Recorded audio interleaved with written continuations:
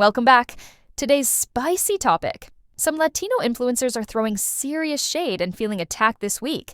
They've been galvanized to speak up about ICE raids, only to have others turn around and label them hypocrites. Ouch! Let's unpack what's happening. So here's the tea. A group of Latino influencers, many known for sharing migration stories, started posting in support of families hit by ICE. But guess what? Some critics scrolled their feeds and realized, boom, some of them have previously praised Trump or remained eerily silent when Latin communities were targeted. Cue the backlash. Now, the internet is heating up. Voices are hyping comments like, "Speak up now. Aren't you the same ones who stayed quiet?" And "We remember your Instagram about MAGA last year." Influencers have snapped back, claiming they're being painted with a broad brush. This isn't just a digital feud, it's about credibility. When you pivot from supporting a hot-button policy to suddenly opposing it, because people then they're only notice. speaking out because you are threatening to cancel them. And then it's not even a genuine, like they don't genuinely care. I feel like, to be honest, speaking out costs money.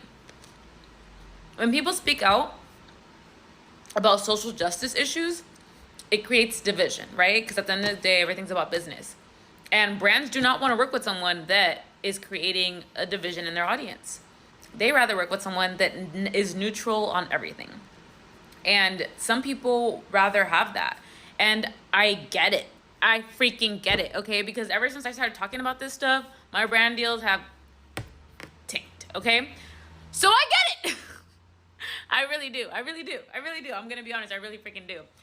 But I am Mexican. And my mom came here as an immigrant, so and just in general, like, it's really hard for me to see things that are going wrong and not speak out against them. Even if they don't directly actually affect me, I'm always going to speak out. Like, that's just the kind of person I am.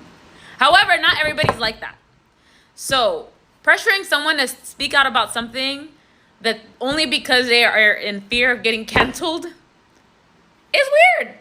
I don't know. I feel like you should just let people be who they are. And, if you choose to support them, you do. And if you don't, then you don't. But I don't know, like, forcing people's hands on these kind of issues is just a waste of time. Like, there are bigger battles that need to be fought. And I don't know. That's just me. I think it's weird. Begged for compassion. ¿Qué le hicimos, Donald Trump? What did we do to you, Donald Trump, to deserve this? Many of my people believed in you. I'm worried because of the situation that me, my dad, and my mom have where we don't have papers yet. Javier, did you support Donald Trump? Sí, yo hubiese tenido ciudadanía. If I was a U.S. citizen, I would have voted for Donald Trump. Ide lived for 6 years in the U.S., and although she tried to become a legal resident, she was placed into deportation proceedings after missing an immigration hearing in 2019. In late April, at what she thought was a routine appointment with immigration officials, she says they told her she was being deported and to have her husband come get their daughter. She has been doing a lot to, do good here. She studied for the CNA exam and she works caring for elderly people. Carlos became a U.S. citizen before they met. In 2023, she applied for a green card because she was now married to a citizen. But she got a call Monday saying to come into the Tampa office the next day. A lot of people even told me not to go to the appointment because they would leave her detained. But because we want to do the things right, the way that we're supposed to, we went. She was taken into custody. Yesterday, she was sent back to Havana on a plane with other Cubans with the same status.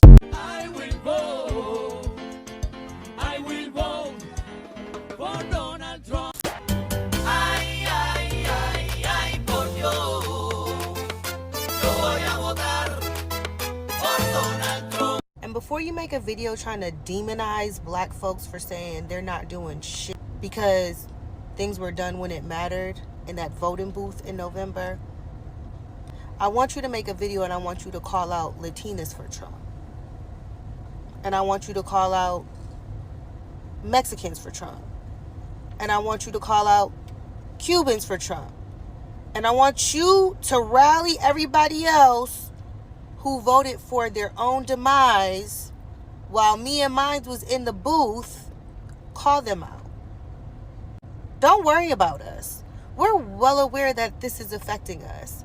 which is so funny because the last 6 months he's been doing everything to target black folks, and they can't seem to figure out why we haven't wowed out yet. That's what's real. Y'all quick to want somebody to come out to the front lines for y'all, but when was the last time you saw what was happening that directly affects us and y'all was like, you know what, we in there? Let's do it.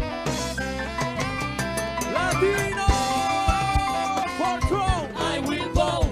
Yeah, for Donald Trump. I can't believe that people are actually saying that they're coming for black people next. That Latinos are saying, well, if you don't help us, they're coming for you next. I can't believe that. I think that that's a psyop. But be that as it may, even if it's not a psyop, and everyone is rightfully saying, black people are rightfully saying, they're not coming for us next. They came for us first. They're not coming for us next. We are current. That's right. But if that's not a psyop, if Latinos are actually saying that to black people online, it has to mean that you didn't believe us and still don't. You don't believe us when we told our stories and said everything that was happening to us and all the racism that we faced and all the things that we've been through in this country. You didn't believe us. You thought we were exaggerating. You thought we were lying. Why would we make that up? I don't know. But that's the only thing that I can glean from this situation, is that you did not believe us when we told you what these people were doing to us in this country. You did not believe us. You trusted them over us. Latinos for Trump is probably one of the most embarrassing things that you could be. And I know if they find this video, they're going to be in the comment section. Capital letters Trump, American flag emoji, eagle emoji, like it never fails. But they don't like you. They don't like you. You think they do. And I know that something happened in your childhood, right? That, you know, made this entire self-hatred journey begin, right? Maybe you were embarrassed your parents were speaking Spanish. A little kid on the playground said something to you, and it completely changed something within yourself. And okay, but how embarrassing. They're never going to welcome you.